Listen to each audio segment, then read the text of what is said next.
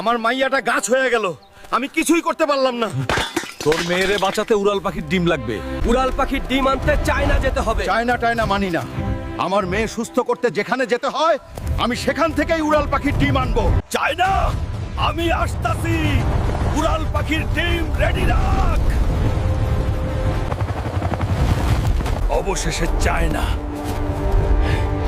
ওই তো ডিম। ওই পাখি, ডিম দে, নরইলে তোর ডানা ভাঙা দিমু। তোর সাহস তো কম না, আমার ডিম নিতে আসছস?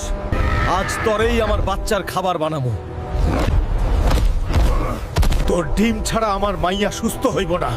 তোর মেয়েরে বাঁচাইতে গিয়ে আমার সন্তানরে মেরে ফেলবি।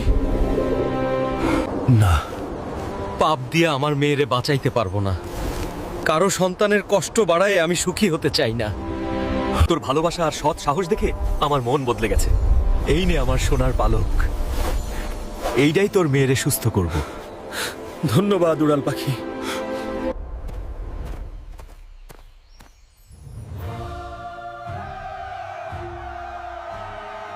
পালকটা কি সত্যই কাজ করবে? তুই ঠিক হয়ে যা মা, তোর বাবার কাছে ফিরে আয়। আব্বা, আমি আবার নড়তে পারতাছি। দেখলি কবিরাজ, ডিম লাগে নাই, মন লাগছে।